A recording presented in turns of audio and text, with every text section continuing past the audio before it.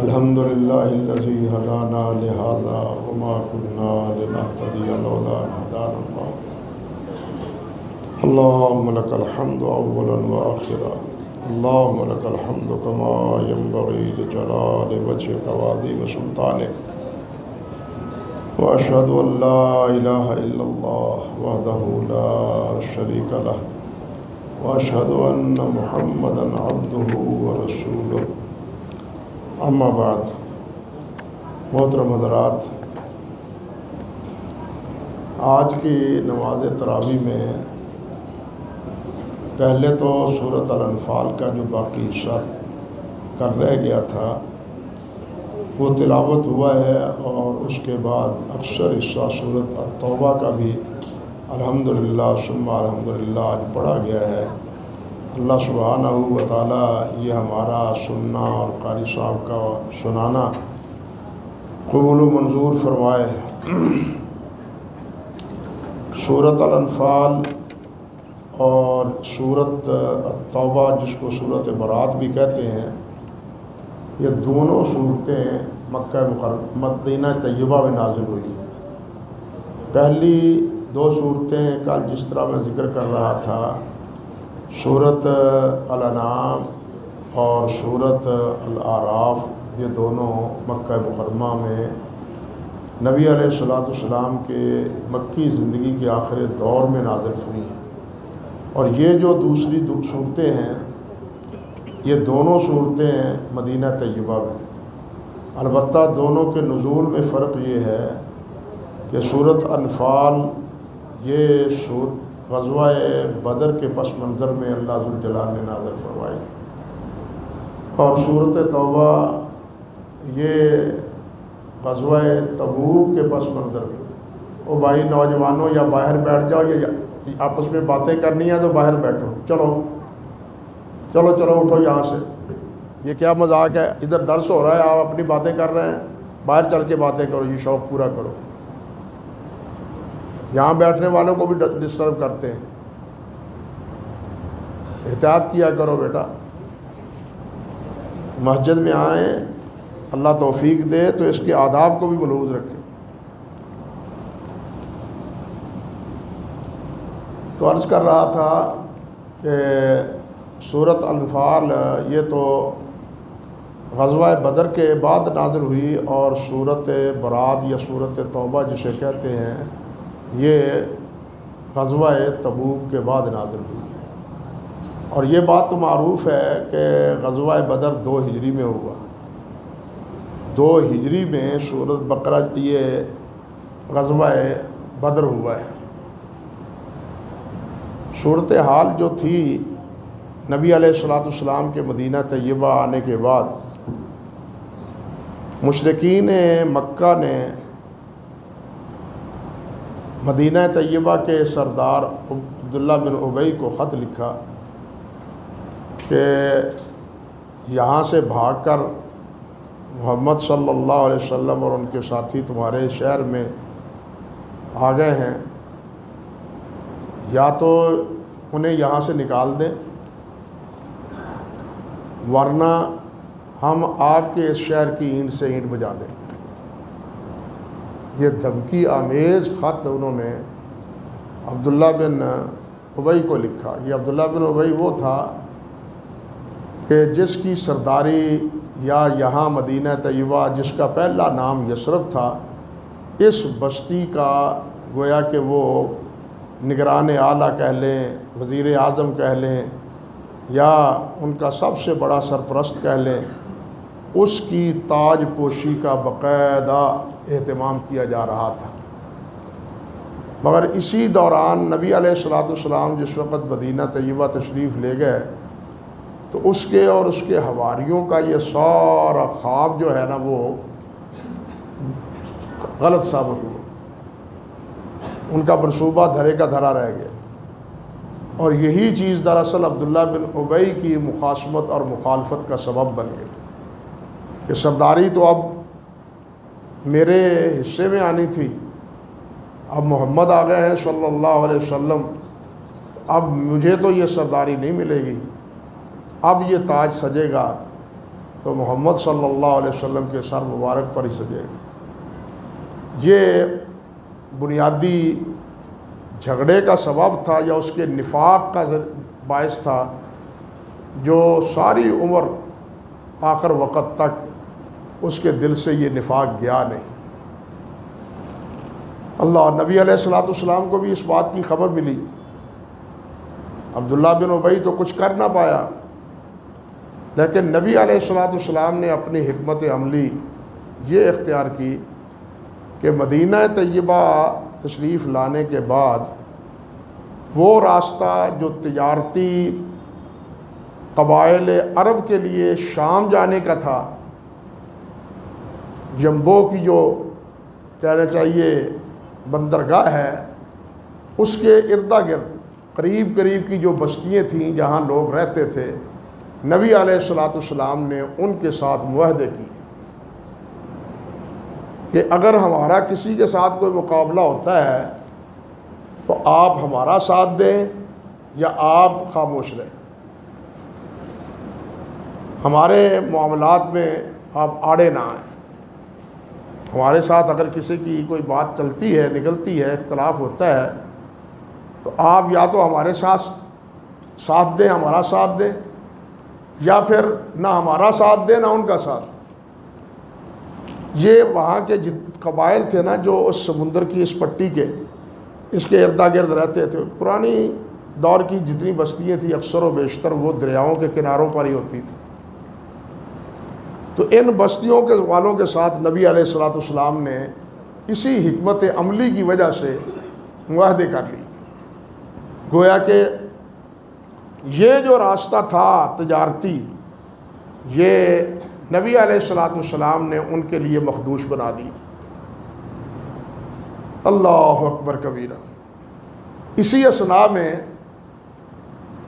ابو سفیان کی سرکردگی میں پورا ایک قافلہ جو 40-50 افراد پر مشتمل تھا، وہ مکہ مکرمہ سے بھاری تجارتی مال لانے کے لیے کہتے ہیں کہ کوئی 50,000 دینار کی رقم تھی، باقی مال اس کے علاوہ تھا جو تجارت کے لیے وہاں جانی تھی شام میں، اور تجارت سے جو نفع ہونا تھا وہ سارے کا سارا نبی علیہ الصلوۃ والسلام اور اسلام کے خلاف استعمال ہونا تھا۔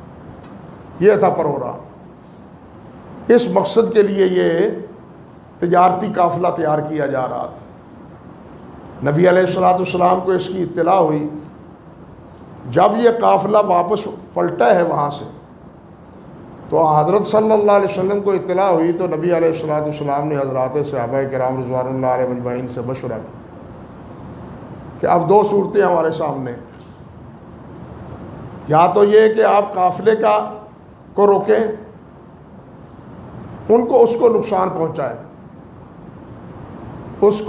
پہنچائیں، دوسری صورت یہ ہے کہ ہمارے سامنے اس قافلے کی حفاظت کے لیے مکہ مکرمہ سے 1000 کا لشکر جو ہے نا وہ چل نکلا ہے، یا لڑائی کے لیے تیار ہو جائیں۔ دونوں میں سے کون سا مقصد ہے یا کون سا فیصلہ ہے آپ کا، کیا مشورہ ہے؟ یہ تھی بات اصل میں۔ صحابہ کرام تشریف فرمائے ہیں، مہاجرین بھی ہیں، انصار بھی، آپ خاموش ہیں۔ تو سعد رضی اللہ تعالیٰ عنہ، سعد بن ابی زرارہ جو انصار کے بڑے ایک رئیس تھے، انہوں نے نبی علیہ الصلوۃ والسلام سے عرض کیا، حضور ہم نے آپ سے وعدہ کیا ہے بیعت عقبہ میں کہ آپ کی جس سے لڑائی ہوگی ہماری بھی اس سے لڑائی ہوگی، جن سے آپ کی صلح ہوگی ان سے ہماری صلح ہوگی، آپ جو فیصلہ فرمائیں گے ہم تابع داری کریں گے، ہم بنی اسرائیل کی طرح نہیں ہیں جیسے انہوں نے حضرت موسیٰ علیہ السلام کو جواب دے دیا تھا کہ اذهب انت وربک فقاتلا انا ہاہنا قاعدون، آپ جائیں اور آپ کا رب جا کے جہاد کریں، ہم تو نہیں جا سکتے، ہم وہ نہیں ہیں، آپ جہاں بھی جانے کا فیصلہ فرمائیں ہمیں بسر و چشم تسلیم ہے، ہم وہ فیصلہ تسلیم کریں گے۔ اس بیان سے نبی علیہ الصلوۃ والسلام کو بڑا ہی سہارا اور حوصلہ ہوا۔ ظاہر بات ہے ساتھی، اگر ہم نوا بنتے ہیں تو فطری طور پر انسان میں ایک فاعلی قوت اور ایک مثبت سوچ وہ پروان چڑھتی ہے۔ قصہ مختصر، نبی علیہ الصلوۃ والسلام یہاں سے ساتھیوں کو لے کے، جن کی تعداد 300 سے زیادہ تھی، یہ یہاں سے روانہ ہوتے ہیں۔ اور ادھر سے ابو سفیان نے کیا کیا؟ دیکھیے اس دور کی جنگی حکمت عملی کیا کیا ہوتی تھی۔ ابو سفیان نے پیغام سرحد مدینہ طیبہ کی سرحدوں میں پہنچنے سے پہلے آدمی دوڑایا مکہ مکرمہ کی طرف، جاڑو بھاگو اور جا کے اطلاع دو کہ تمہارا قافلہ خطرے میں ہے، اور اس قافلے کے ساز و سامان کو بچانے کے لیے تم آؤ۔ وہ آدمی گیا مکہ مکرمہ میں، دوڑ کے اونٹ پر سواری پر گیا، مکہ مکرمہ میں داخل ہوا تو اس نے اپنے کپڑے پھاڑ دیے، گریباں چاک کر دیا، جس اونٹنی پر بیٹھا ہوا تھا اس کی کونچے کاٹ دی، شور ڈالنا شروع کر دیا، اور مکے والوں لٹ گئے، تمہارے قافلے پر حملہ ہونے والا ہے، اگر بچا سکتے ہو تو اٹھو بچا لو ورنہ کچھ نہیں بچے گا۔ خوب شور ڈالا اس نے، جس کے نتیجے میں پھر پورے مکہ مکرمہ میں نبی علیہ السلام اور صحابہ کرام کے خلاف ایک آگ سی بھڑکی، اور 1000 کے قریب مسلح، جن میں کہتے ہیں 500-600 افراد تو وہ تھے جو زرہ بند تھے، لوہے کے یعنی لباس میں انہوں نے اپنے آپ کو محفوظ کر رکھا تھا، یہ یہاں سے نکلتے ہیں۔ قصہ مختصر، یہ گئے ہیں اور نبی علیہ الصلوۃ والسلام بھی بدر میں پہنچ گئے ہیں، اور بدر میں پہنچنے کے بعد نبی علیہ الصلوۃ والسلام نے رات کو اللہ سبحانہ و تعالیٰ سے گر گڑا کے دعائیں کی ہیں کہ یا اللہ میرے ساتھ نصرت کا اور مدد کا جو وعدہ فرمایا تھا وہ وعدہ پورا کر، میرے ساتھ جو وعدہ کیا تھا میں تیری مدد کروں گا، یا اللہ آج وقت ہے، اگر آج مدد نہ ہوئی تو یہ چند بندے، چند مٹھی بھر ساتھی یہ اگر شہید ہو گئے تو پھر پتہ نہیں تیرا کوئی نام لینے والا بھی ہوگا دنیا میں یا نہیں ہوگا۔ اس لیے میری التماس ہے، حضرت ابو بکر صدیق فرماتے ہیں رضی اللہ تعالی عنہ، اپنے عریش میں جو آپ کے ٹھہرنے کی جگہ بنائی تھی صحابہ کرام نے، آپ ہاتھ پھیلا کے اسی طرح اتنی دیر تک یا حیو یا قیوم برحمتک استغیث، یا حیو یا قیوم یہ پڑھتے رہے، حتیٰ کہ آپ کے کندھے مبارک پر جو چادر تھی وہ بھی نیچے گر گئی، اور میں نے پیچھے سے آپ کو اٹھایا، پکڑا، اور میں نے عرض کیا کہ یا رسول اللہ آپ اتنے غمگین نہ ہوں، اللہ آپ کی مدد فرمائے گا، آپ کو ضائع نہیں کرے گا۔ اور اسی واقعے میں دیکھیے ہر آدمی اپنے اپنے مطلب کی بات نکالتا ہے، اللہ ہدایت دے، اللہ سمجھ دے سب کو۔ حضرت علی رضی اللہ تعالیٰ عنہ وہ اس واقعے کے نتیجے میں فرماتے ہیں کہ ہم میں سب سے زیادہ دلیر اور بہادر ابو بکر تھے، کیونکہ سب سے زیادہ شورش اور سب سے زیادہ مخاصمت ان کی نبی علیہ الصلوۃ والسلام کے ساتھ تھی کہ آپ کو ختم کیا جائے۔ اب آپ کو پہرا دینے والا، آپ کا پہرا دینے والا ظاہر بات ہے وہ بھی اتنی ہی خطرے میں ہے جس طرح نبی علیہ السلام خطرے میں ہے۔ اور اس کو بطور استدلال حضرت علی رضی اللہ تعالیٰ عنہ نے پیش کیا ہے کہ ہم میں سب سے زیادہ بہادر حضرت ابو بکر صدیق رضی اللہ تعالیٰ عنہ تھے۔ لیکن دوسری طرف کہنے والے یہ بھی کہتے ہیں ابو بکر ڈرتا ہوا عریش کے پاس بیٹھ گیا، وہاں عریش پر جب پہنچ گیا نبی علیہ السلام، اس نے تو جنگ میں حصہ ہی نہیں لیا، وہ تو بڑا بزدل تھا، یہ ایسا تھا وہ ویسا تھا، معاذ اللہ ثم استغفر۔ جب سوچ ٹیڑھی ہو جائے تو پھر سیدھی بات کو بھی الٹا مفہوم دینا کوئی مشکل نہیں رہتا۔ آپ اندازہ کریں کہ اللہ سبحانہ و تعالیٰ جس وقت اجازت دی ہے اور ہجرت کے لیے صحابہ کرام کو، تو حضرت ابوبکر صدیق رضی اللہ تعالیٰ عنہ اجازت طلب کرتے رہے، مجھے بھی اجازت دے دیں، مجھے بھی اجازت دیں۔ نبی علیہ السلام فرماتے رہے کہ نہیں ابوبکر، ہمیں ابھی جانے کی اجازت نہیں، جب جانے کا وقت آئے گا میں بتلاؤں گا۔ وہ اجازت مانگتے ہیں، وہ اجازت نہیں ملتی۔ جب اجازت آ جاتی ہے تو ظہر کے بعد نبی علیہ السلام ابوبکر صدیق کے گھر پہنچتے ہیں، یہ اطلاع دینے کے لیے کہ آج چلنا ہے، اجازت آ گئی، حکم مل گیا ہے کہ تم مکہ کو چھوڑ دو، گھر کو چھوڑ دو۔ یہ دوپہر کے وقت حضرت ابوبکر صدیق کے گھر میں سارا پلاننگ، منصوبہ، کہاں جانا ہے، کیسے جانا ہے، کس جگہ رات گزارنی ہے، کھانے کا کیا ہوگا، یہ سارا منصوبہ آپ ابوبکر صدیق کے گھر میں طے ہوتا ہے۔ حضرت ابوبکر پوچھتے ہیں کیا میں بھی آپ کے ہمراہ جا سکتا ہوں؟ نبی علیہ السلام فرماتے ہیں ہاں آپ میرے ساتھی ہیں، آپ میرے ساتھ جائیں گے۔ اب دیکھیں نبی علیہ السلام لے کے گئے، ابوبکر صدیق نے 2 اونٹنیاں پالی ہوئی تھی، اسی لیے ایک اپنے لیے اور ایک حضرت نبی علیہ السلام کے لیے، اور غار میں کھانے پہنچانے کا انتظام بھی ابوبکر صدیق رضی اللہ تعالیٰ عنہ نے کر رکھا تھا۔ گھر سے کھانے کا انتظام، رات کو نکلنا ہے، بعد میں کب پہنچتا ہے، اس گھر سے کھانا لے کے جانے کا انتظام بھی ابوبکر صدیق رضی اللہ تعالیٰ عنہ نے پہلے سے کر رکھا ہے۔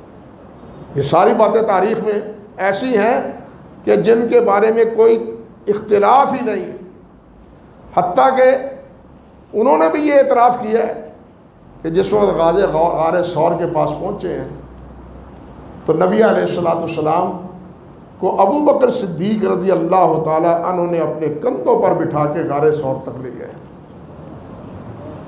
جن حضرات نے غار ثور کا وہ منظر دیکھا ہے، غار حراء اس سے چھوٹی ہے، قریب ہے، غار ثور دور ہے۔ غار حراء میں تو اب راستہ بنا ہوا ہے، لیکن غار ثور میں اب بھی راستہ نہیں ہے، بڑے مشکلوں سے اوپر جانا پڑتا ہے بھی اونچائی اس کی زیادہ، وہاں جانا کوئی شرعی مسئلہ نہیں۔ میں صرف یہ بتلا رہا ہوں کہ وہاں اس وقت حضرت ابوبکر صدیق رضی اللہ تعالیٰ عنہ ان کو کندھے میں، کندھے آپ کو اپنے کندھے پر بٹھا کے نبی علیہ السلام نے اوپر لے، اور یہ اس کا اعتراف خود یہ ہمارے رافضی حضرات جو ہیں انہوں نے کیا۔ بات یاد آتی ہے، اللہ تعالیٰ غریق رحمت فرمائے، درجات بلند فرمائے ہمارے بزرگ مولانا محمد صدیق کرپالوی رحمۃ اللہ علیہ۔ ہاں کبھی اپنے بڑوں کی بھی بات سن لیا کرو، وہ سناتے ہیں یہ بات کہ ہمارے فیصل آباد کے ایک مولوی صاحب تھے، منصور آباد، بڑے خطیب تھے، بریلی مسلک، منصور آباد میں تھے۔ حسن اتفاق اس کو کہیں گے، سوئے اتفاق کہیں، سیالکوٹ میں انہوں نے تقریر کی اور کہا کہ نبی علیہ السلام کو حضرت ابوبکر صدیق اپنے کندھوں پر بٹھا کے غار حراء میں لے گئے، اور یہ اہل سنت کی کتابوں میں بھی ہے اور اہل تشیع کی کتابوں میں بھی ہے۔ ان سے کسی نے پوچھ لیا، دکھاؤ جی ساڈی کیڑی کتاب سے، ساڈی کیڑی کتاب سے؟ مولانا فرماتے ہیں کہ وہ کہنے لگے کہ میں کتابیں لے کے مناظرے کے لیے تو آیا نہیں، میں تو جلسے کے لیے آیا ہوں، جلسہ تقریر کرنے کے لیے آیا ہوں، اگر آپ نے حوالہ دیکھنا ہے کوئی اور دن مقرر کر لیں، میں حوالہ پیش کروں۔ اب یہ کہہ کے وہ چلے آئے۔ مولانا بتلاتے ہیں وہ سیدھے میرے گھر آئے، سیدھے میرے گھر آئے سیالکوٹ سے۔ وہ آگے کہنے لگے بھائی میں تو پھنس گیا ہوں، مینوں کڈ، پھنس گیا مینوں کڈ۔ میں گل کیتی ہے تو انہوں نے جناب اگوں مینوں آخیا حوالہ دے۔ میں کہا حوالہ ہے؟ مولانا نے حملہ حیدری کتاب پیش کی۔ مولوی صاحب اگلے روز ہی پھر سیالکوٹ چلے گئے، ہم کتاب لے کے جلسے والی جگہ پر جا کر انہوں نے پھر سپیکر کھول لیا اور فرمانے لگے بھائی جس نے حوالہ دیکھنا ہو، میں کل گیا تھا آج ہی آ گیا ہوں، حوالہ دیکھ لو آ کے، حوالہ دیکھ لو آ کے۔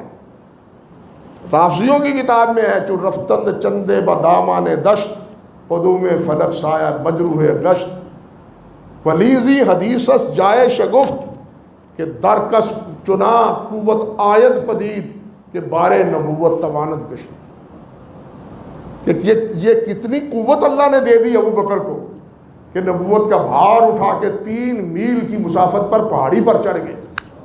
اللہ اکبر کبیر۔ جب یہ جا کے وہاں کتاب سنائی اور پھر جناب انہیں بتلایا، خاموش ہو گئے۔ مولوی صاحب واپس پھر آئے تو نال مٹھائی دا ڈبہ بھی لے کے آئے، مٹھائی دا ڈبہ بھی لے کے آئے تو نال اس دور 200 روپیہ بھی انعام دا مینوں دیتا۔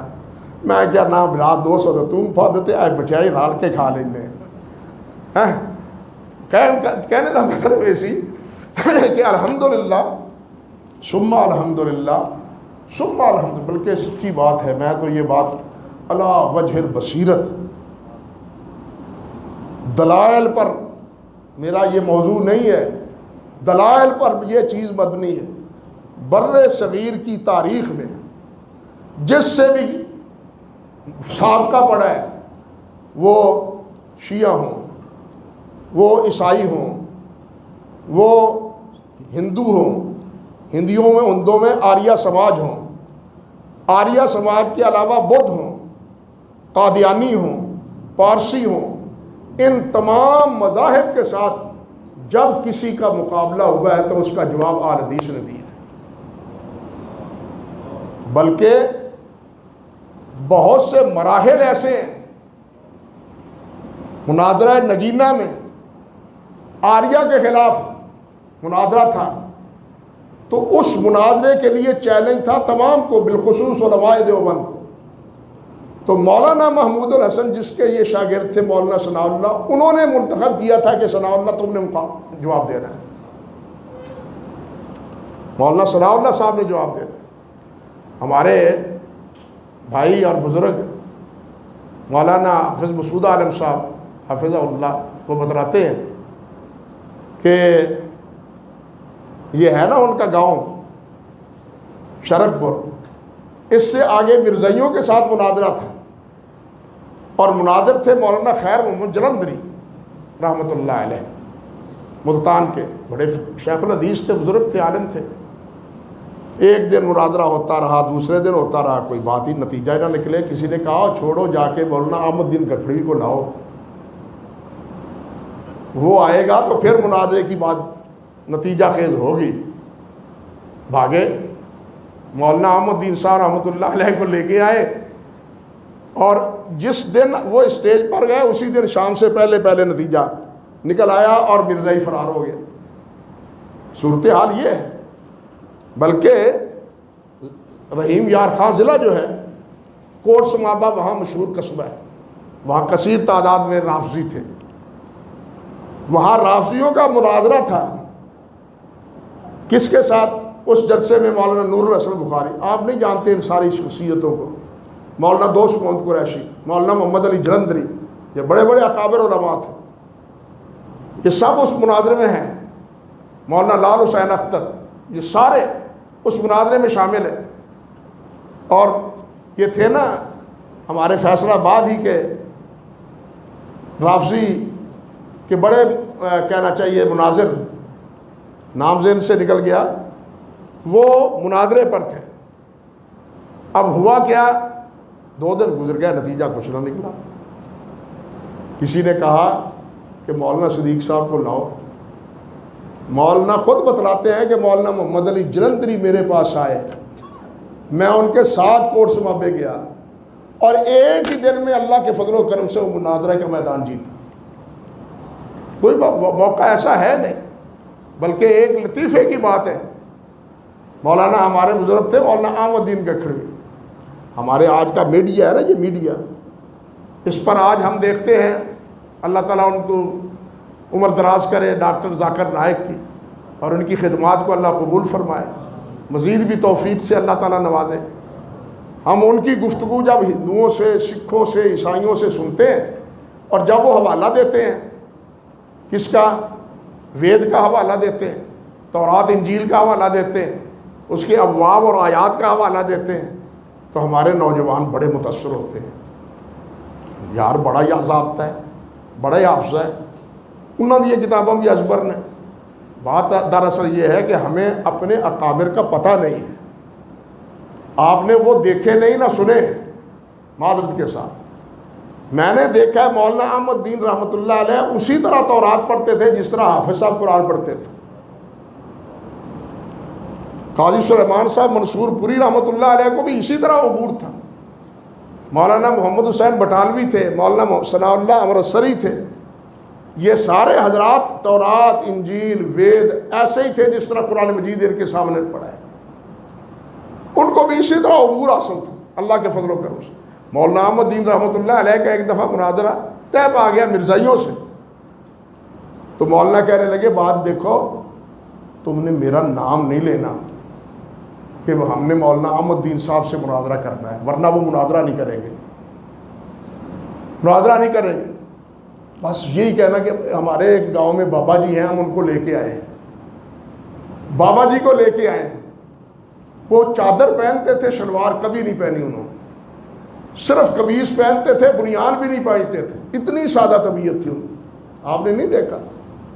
اللہ اکبر کبیرہ، اللہ اکبر کبیرہ، کیا سنا ہے ان کی باتیں۔ تو خیر قصہ مختصر، مولانا گئے، پوچھ رہے ہیں بار بار کون نے مناظر توڑے؟ بابا جی نے ساڑھے پنڈ دے بابا جی نے، بابا جی مناظرہ کرنے گے۔ وہ یار ہے کون بابا، کو دسو تو صحیح نا کیڑا بابا ہے؟ وہ کسی کمرے نے آخ دیتا مولوی احمد دین، وہ مرزائی آخر لگا میں نہیں اتنا مناظرہ کرنا، وہ نام سن کے بیچارہ بھاگ گیا۔ میں نے اسی لیے کہا ہے کہ الحمدللہ ہماری تاریخ اتنی تابناک ہے کہ ہم سے کسی بھی فرق کے بارے میں گفتگو کے لیے کسی اور سے مدد نہیں لینی پڑی۔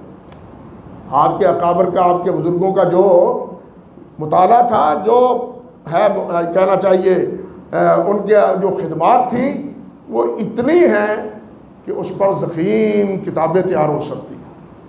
آریہ ہوں، آریہ سماج کے علاوہ ہندو دھرم ہو، یہ ہندو میں بھی جتنے فرق ہیں ان کے بارے میں بھی، یہ سب کے بارے میں اللہ کے فضل و کرم سے ان کے اذہان بالکل اسی طرح پر تھے جس طرح ان کے اذہان کتاب و سنت کی دعوت سے اور کتاب و سنت کے نصوص سے پر تھے، رحمہم اللہ۔ تو بات کہاں سے کہاں چل نکلی؟ بات تو تھی کہ غار ثور تک نبی علیہ السلام کو لے جانے والے کون تھے؟ حضرت ابوبکر صدیق۔ یہ سارا انتظام کرنے والے کون تھے؟ ابوبکر صدیق۔ لیکن جب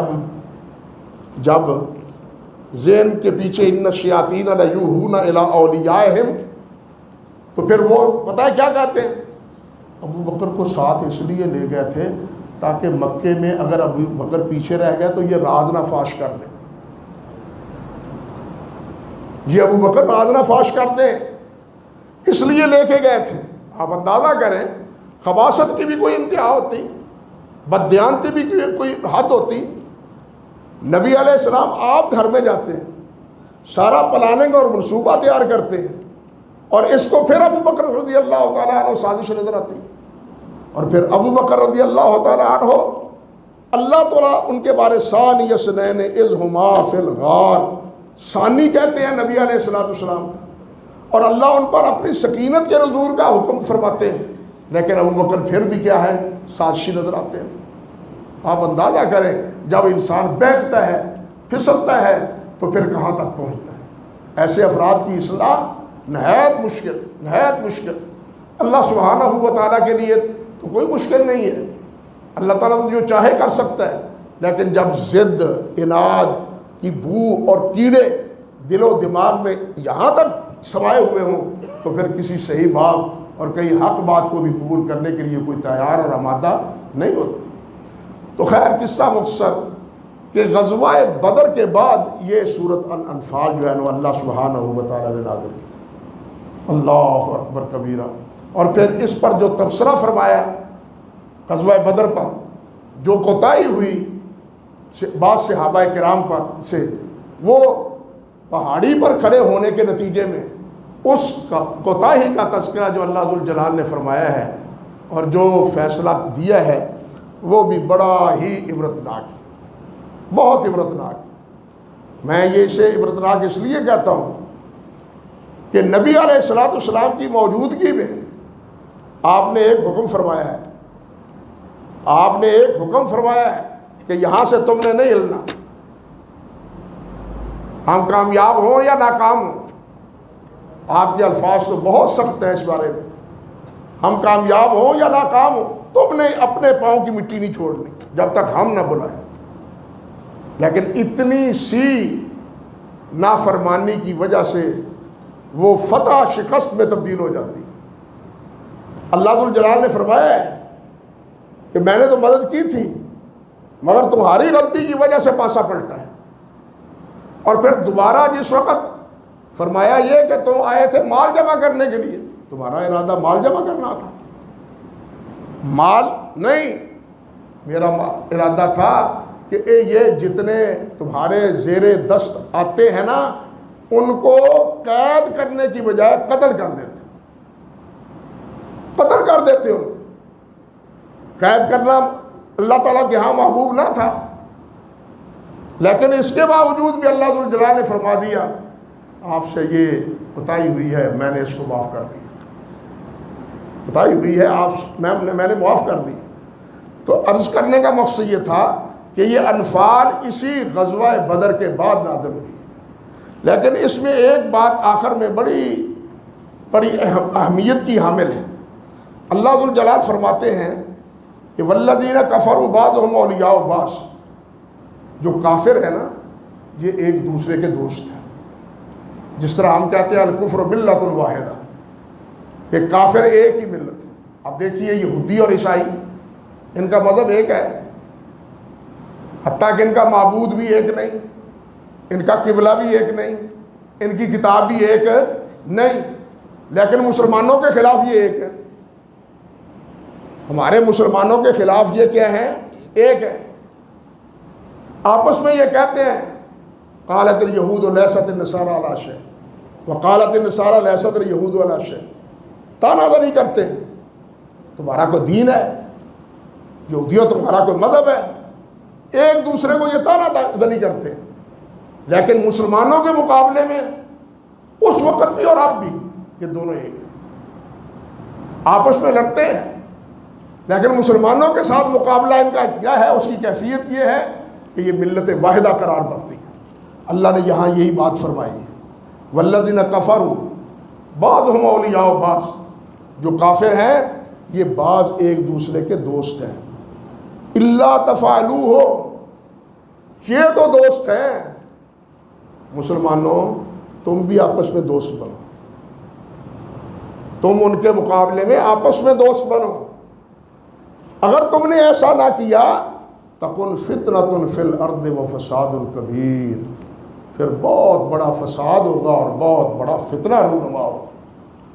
وہ کفر پر رہتے ہوئے تمہارے مقابلے میں ایک، جن کا نہ مذہب ایک، نہ الہ ایک، نہ قبلہ ایک، نہ کتاب ایک، کسی چیز میں اشتراک نہیں، اور تمہارا تو قبلہ بھی ایک ہے، تمہارا تو نبی بھی ایک ہے، تمہاری تو کتاب بھی ایک ہے، تمہارا تو معبود بھی ایک ہے، تم میں کتنی قدریں مشترک ہیں، کتنی قدریں تمہارے اندر مشترک ہیں۔ اگر اس کے باوجود بھی تم ایک نہیں بنتے ان کے مقابلے میں تو پھر تمہیں فتنے اور فساد سے کوئی بچا نہیں سکتا۔ مجھے آج بتلائیں، یہ جو اللہ تعالیٰ نے فرمایا ہے اس وقت عالم اسلام میں جو فتنہ اور جو فساد اور جو جھگڑا عالم اسلام کے خلاف چل رہا ہے، کیا وہ اسی چیز کا نتیجہ نہیں کہ مسلمان متحد نہیں؟ عرب لیگ علیحدہ، مسلم باقی ممالک علیحدہ، فلسطین علیحدہ، شام علیحدہ، عراق علیحدہ، سعودیہ علیحدہ، ہر ایک کو اپنا مفاد ہے، مسلمانوں کا اتفاق اور مفاد ہے ہی نہیں، سب اپنے اپنے مفاد کے پیچھے ہیں۔ ہم بچ جائیں، ہم بچ جائیں، یہ نہیں کہتے کہ مسلمان بچ جائیں، اسلام کی فکر ہے مسلمانوں کی۔ میں اسی لیے کہا کرتا ہوں کہ آج کل مسلمانوں کی حکمرانی ہے، اسلام کی حکمرانی نہیں۔ مسلمان حکمران ہیں لیکن اسلام کی حکمرانی نہیں۔ اسلام کی حکمرانی ہو تو سب مسلمان ایک ہو۔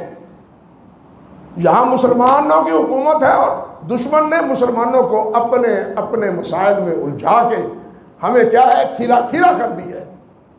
ہم ایک دوسرے کی مدد کے لیے پہنچ نہیں سکتے۔ آج جو ہمدردیاں ہندوستان کے ساتھ اور امریکہ کے ساتھ پاک مسلمانوں کو ہیں وہ مسلمان ممالک کے ساتھ نہیں، یہ حقیقت ہے۔ لیکن اللہ ذوالجلال نے تو آج سے 1500 سال تقریباً پہلے فرمایا تھا کہ اگر یہ نہ کرو گے تو بہت بڑا فتنہ رونما ہوگا، اور آج ہم اس فتنے میں مبتلا ہو چکے ہیں۔ اللہ فرماتے ہیں والذین آمنوا وہاجروا وجاہدوا فی سبیل اللہ والذین آووا ونصروا اولئک هم المؤمنون حقا۔ یہ ہے مومن جو گھر بار چھوڑ کے آئے ہیں، جنہوں نے جہاد کیا، گھر چھوڑا، وطن چھوڑا، اور پھر وہ لوگ جنہوں نے خوش آمدید انہیں کہا، انصار۔ فرمایا اولئک هم المؤمنون حقا، یہ ہے پکے مومن، ان کے ایمان میں کوئی شک نہیں، اللہ ان کو پکا مومن کہتا ہے۔ لیکن ہن دے منہ من وہ آندے نے منافق سن، انا للہ و انا الیہ راجعون۔ سمجھے میری بات، اشارہ سمجھ گئے؟ ان کا منہ من وہ کیا کہتا ہے؟ منافق تھے۔ اللہ فرماتا ہے ہم المؤمنون حقا، وہ حق بالکل پکے مسلمان اور پکے مومن تھے۔ لہم مغفرۃ و رزق کریم، اللہ فرماتے ہیں ان کے لیے بخشش بھی ہے اور بہترین تکریم والا رزق بھی، تکریم عزت والا، عزت کا رزق بھی اللہ تعالیٰ اسے دے گا۔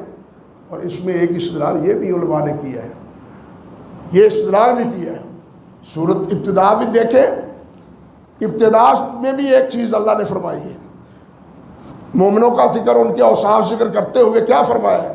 وہاں بھی اولئک هم المؤمنون حقا لہم درجات عند ربہم ومغفرۃ ورزق کریم، وہاں بھی یہی بات ہے، یعنی ابتدائے سورت میں بھی یہی بات کہ یہ مومنین جو ان اوصاف کے متصف ہیں ان کے لیے کیا ہے؟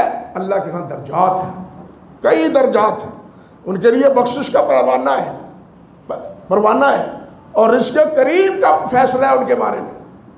یہی اس صورت کے اختتام پر یہی بات اللہ ذوالجلال نے دوبارہ دہرائی، اس سے استدلال کیا ہے کہ مومنوں کا رزق، بابرکت رزق، وہ جہاد سے وابستہ ہے، وہ جہاد کے ساتھ وابستہ ہے، اور جہاد کرے گا یہ مسلمان تو اللہ تعالیٰ اس کے لیے راستے رزق کے کھولے گا۔ تاریخ سے ثابت ہوتا ہے کہ وہ مکہ مکرمہ کے رہنے والے جنہیں حضرت بقول حضرت عمر فاروق رضی اللہ تعالیٰ عنہ کے کہ مجھے تو اونٹ بھی چلانے نہیں آتے تھے، اور میرا باپ کہتا تھا کہ عمر تو اتنا نالائق ہے، تجھے اونٹ بھی چلانے نہیں آتے، لیکن محمد رسول اللہ کے دامن میں آنے سے آج 22,000 مربع میل کا اللہ تعالیٰ نے مجھے فرما روا بنایا۔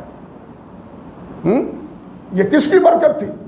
اسلام کی برکت تھی، نبی علیہ السلام کی صحبت کی برکت تھی، جس کی وجہ سے اللہ سبحانہ و تعالیٰ نے انہیں یہ عروج، یہ عزت، یہ وقار عطا فرمایا اور رزق کریم عطا فرمایا، اتنا رزق دیا کہ پھر حضرت عثمان غنی رضی اللہ تعالیٰ عنہ کے دور میں کوئی زکوٰۃ لینے والا نہیں تھا، زکوٰۃ لینے والا نہیں۔ حضرت عمر فاروق نے حضرت ابو بکر صدیق حضرت عثمان نے کہا اپنے عاملوں کو، بھائی یہاں کوئی نہیں، کوئی مانگنے والا نہیں، کوئی لینے والا نہیں، آپ اپنے صوبوں میں، اپنے شہروں میں تلاش کرو، ڈھونڈو کون ہے جو بے بس ہے، کون ہے جو مسکین ہے، بیوائے ہیں، حتیٰ کہ وہ بھی جو شادی نہیں کروا رہے ہیں ان کی شادی کا انتظام کرو، پیسے خود دو، شادی کا انتظام کرو، گھر بنا کے دو۔ یہ حضرت عثمان غنی رضی اللہ تعالیٰ عنہ کے دور میں پوزیشن تھی۔ یہ برکت کیوں تھی؟ اسی جہاد کی وجہ سے ملکوں کے ملک فتح ہوئے، مال غنیمت اللہ سبحانہ و تعالیٰ نے عطا فرمایا، وہ صحابہ کرام میں تقسیم ہوا، وہ جو پہلی کیفیت تھی صحابہ کرام کی وہ ختم ہو کے رہ گئے۔ یہاں ایک مسئلہ ہے کہ نبی علیہ السلام کے لیے اسی صورت انفال میں خمس کو اللہ ذوالجلال نے مقرر کی ہے، خمس کہ مال غنیمت کا 5واں حصہ وہ کس کے لیے؟ اللہ اور اس کے رسول کے لیے. جہاں اللہ کے رسول اسے چاہیں خرچ کریں. نبی علیہ الصلوۃ والسلام وہ خرچ ازواج مطہرات میں سال کا دینے کے بعد سب فقراء میں تقسیم کر دیتے جو ان کے حصے کا تھا. یہاں مستشرقین ایک اعتراض کرتے ہیں. وہ کہتے ہیں محمد صلی اللہ علیہ وسلم کے پاس وہ تھا ہی کچھ نہیں, وہ تو صحابہ کے پیسوں پر زندگی گزارتے تھے, ساتھی تعاون کرتے تھے تو ان کی زندگی کا گزر بسر ہوتا تھا. یہ غلط پروپیگنڈا ہے. نبی علیہ الصلوۃ والسلام کا گزر اوقات اگر فقر کی صورت میں تھا تو وہ فقر اپنا اختیاری تھا. آپ نے سب کچھ ہونے کے باوجود اپنے فقر کو اپنے لیے پسند کیا ہے. دونوں چیزوں میں فرق ہے. ایک ہے چیز کا نہ ہونا, ایک ہے چیز کا ہونا اور اس چیز کو اللہ کی راہ میں تقسیم کر دینا اور آپ خالی ہاتھ ہو جانا. یؤثرون علی انفسہم ولو کان بہم خصاصہ. بات سمجھے؟ یؤثرون علی انفسہم ولو کان بہم خصاصہ. یہ دوسروں کے خیال رکھتے ہیں, اپنی پرواہ نہیں کرتے. جب یہ سبق صحابہ کرام کا تھا تو صحابہ کے مرشد تو ان سے بھی آگے تھے. صحابہ کے مرشد وہ تو ان سے بھی آگے تھے. اس لیے آپ کا جو فقر تھا وہ اختیاری تھا, اور آپ دعا بھی کرتے تھے, یا اللہ مجھے فقیروں کے مساکین کے زمرے میں قیامت کے دن سے اٹھانا, مساکین کے ساتھ مجھے اٹھانا قیامت کے دن, فقیروں کے ساتھ, مسکینوں کے ساتھ. اللہ اکبر, اللہ اکبر. بڑی باتیں ہیں ذہن میں آتی ہیں, لیکن ساری باتیں ایک مجلس میں نہیں کہی جا سکتی, نہ اپنی صحت کی وجہ سے نہ وقت کی وجہ سے.